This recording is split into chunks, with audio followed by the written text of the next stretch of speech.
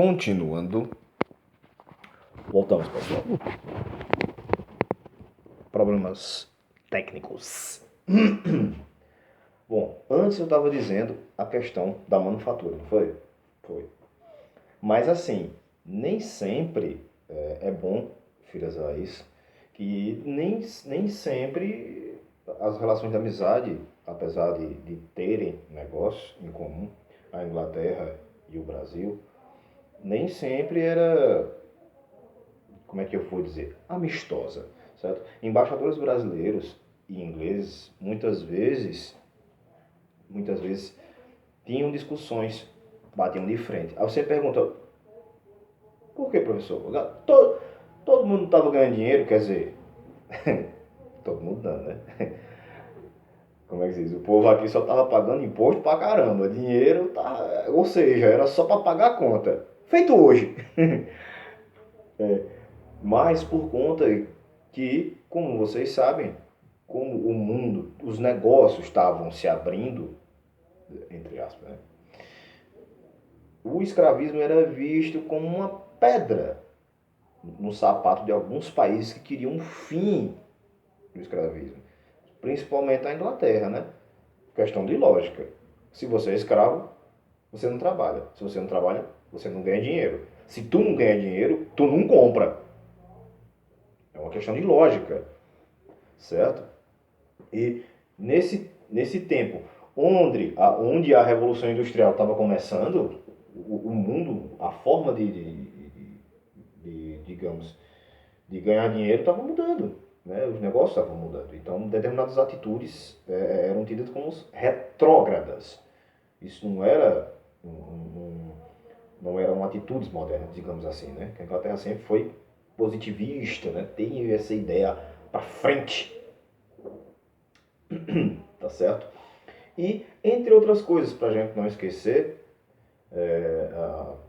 a família real, que tem no livro de vocês, certo? D. João também, a gente não pode só jogar pedra no cara, né? Mas ele fez muitas reformas aqui no Brasil, certo? Inclusive pavimentação, organização urbana, planetário, banco e outra infinidade de coisas, certo? Por exemplo, inclusive a elevação, ó, coisa que eu estava esquecendo, a elevação do Brasil, certo, a país de alcaves, ou seja,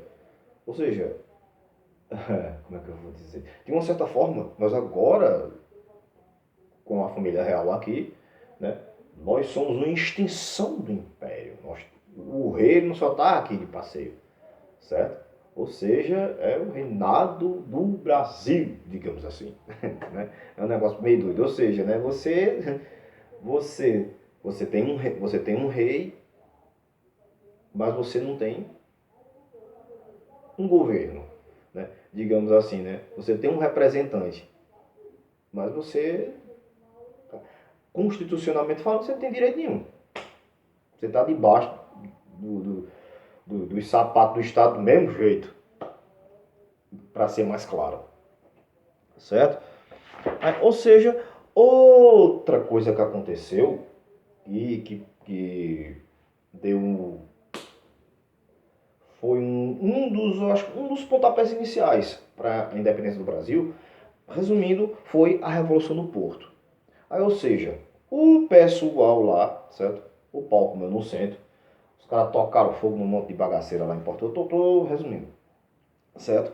A Revolução do Porto era o quê? Os caras queriam que D. João voltasse lá para o trono. Só que é o seguinte, ele ia voltar, mas só que ele ele ia ficar sobre as ordens do parlamento.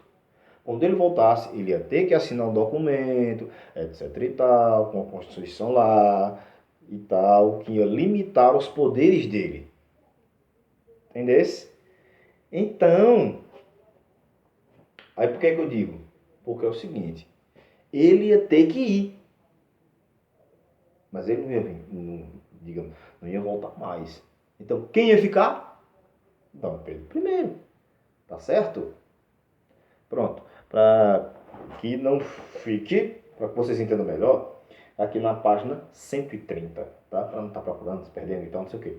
No parágrafo que é abaixo, certo? Olha, dia 24 de agosto de 1820, novo movimento liberal foi levado às ruas na cidade do Porto pelo coronel Sebastião Cabreira. A revolução foi logo vitoriosa em todo o país e o marechal Beresford foi forçado a regressar para a Inglaterra. A repercussão da Revolução Constitucional do Povo, em 1820, foi grande no Brasil. Vários movimentos surgiram no Pará, Bahia, Rio de Janeiro, visando organizar o governo liberais em todo o reino. Tá certo? O poder legislativo representado pelas cortes portuguesas iria funcionar em Lisboa. Documento, ó, assinar. Tá certo? Outro movimento de destaque também é o que diz respeito a nós, pernambucanos, cara. Ou seja, a Revolução Pernambucana de 1817.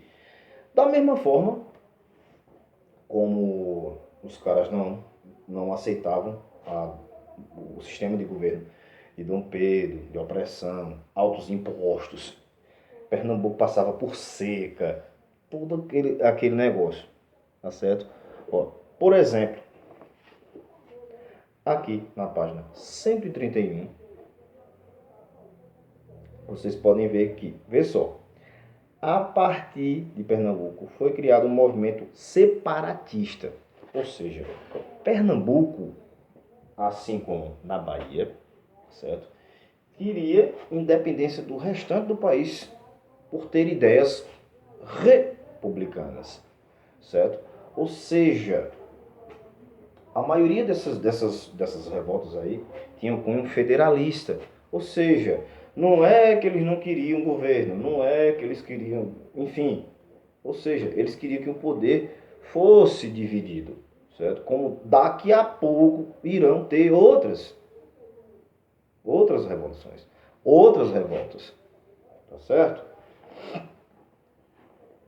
Vamos para cá, olha.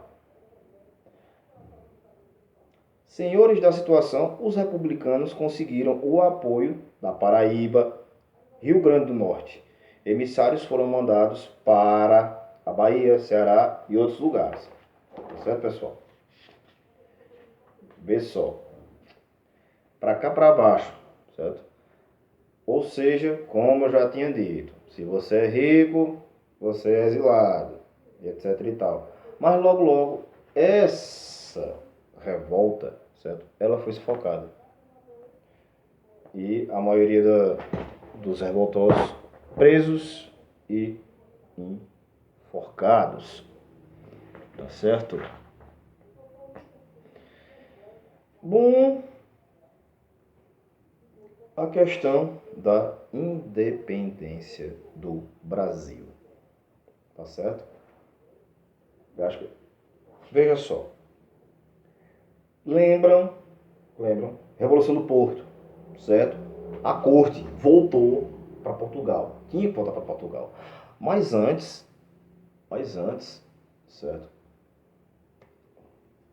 Dom João falou para Dom Pedro: olha, eu vou ter que voltar para Portugal e lá eu vou ter que assinar documentos que vão limitar meus poderes. Então, ou seja, certo? Aí, você sabe que as elites aqui, muita gente, aventureiros, querem o poder. Então, que seja você a administrar o Brasil, que irá me respeitar como pai e como imperador. Até então, Dom Pedro ficava meio assim, porque a população brasileira não estava tão fã dos portugueses aqui no Brasil. Tá certo? Mas até então as coisas iam andando. Então, vê só. Dom Pedro, um belo dia, certo? Ele tinha viajado, certo? Para o interior de Santos. Então, lembra? Dom João foi para Portugal, tá certo? Chegando em Portugal, logicamente o pessoal perguntou: onde está Dom Pedro? Dom João disse: ele ficou no Brasil, não pode vir, aquele negócio todo e tal, tem um negócio para resolver lá e tal, não sei o que. Então, certo? O pessoal de lá, o parlamento, mandou uma carta exigindo que Dom Pedro I voltasse imediatamente para lá. E Dom Pedro já tinha deixado a princesa Leopoldina avisada para que, caso algum documento, alguma coisa chegasse de lá, de Portugal, ela o avisasse. Tá certo? Então, chegando a carta, a princesa a leu, certo? Anexou outro bilhete, certo? Avisando a situação e mandou um mensageiro. O mensageiro partiu para lá. Então, Dom Pedro, na viagem de volta, certo? Daquele negócio, né? Vocês sabem, um passeio de cavalo não era cavalo, entre aspas, né? Porque a galera usava mulas.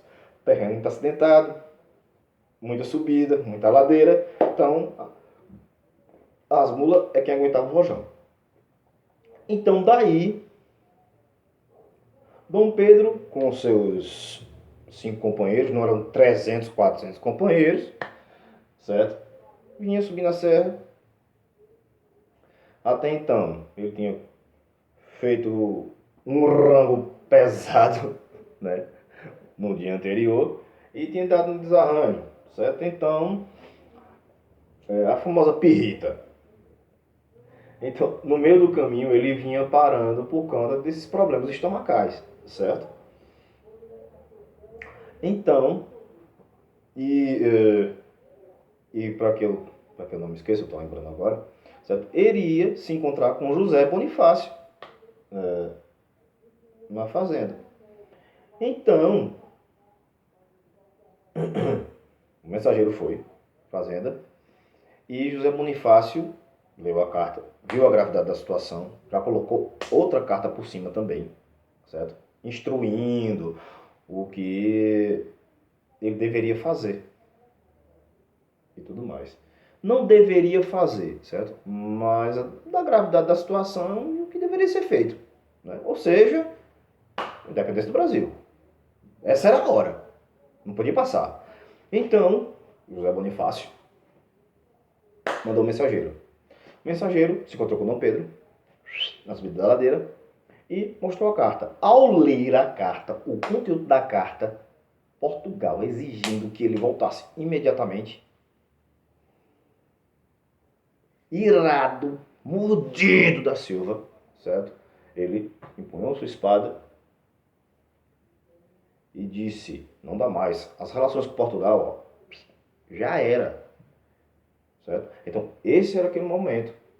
Por isso, lá no Riacho, quer dizer, no, né, digamos, um riacho, né? Não era o rio do Ipiranga. Mas enfim, certo? Ele disse: independência ou morte.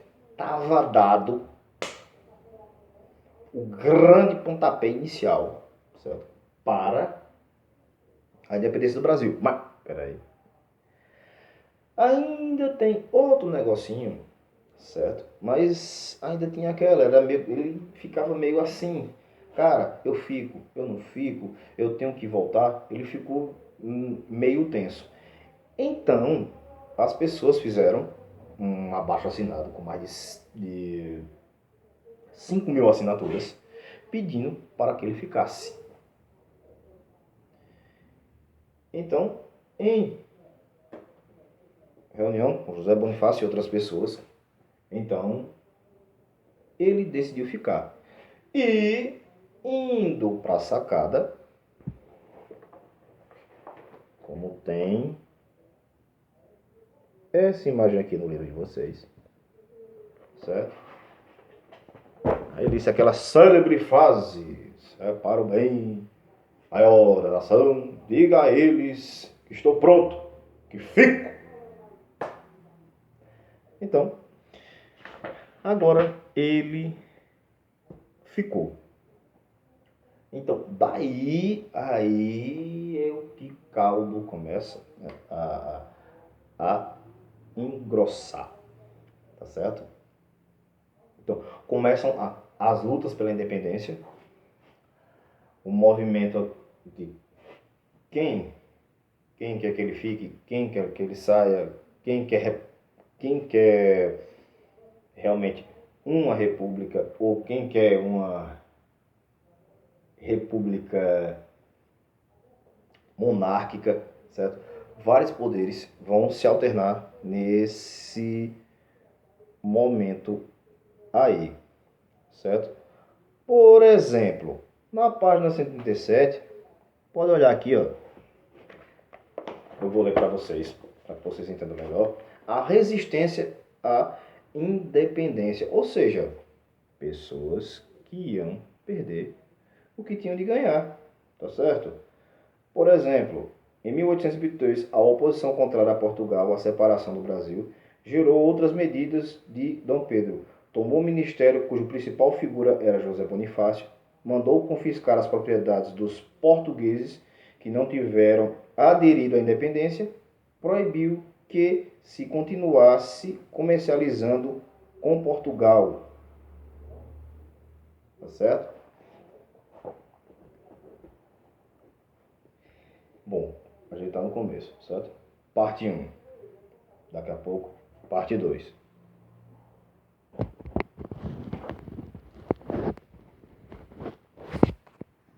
Daqui a pouco, parte 2.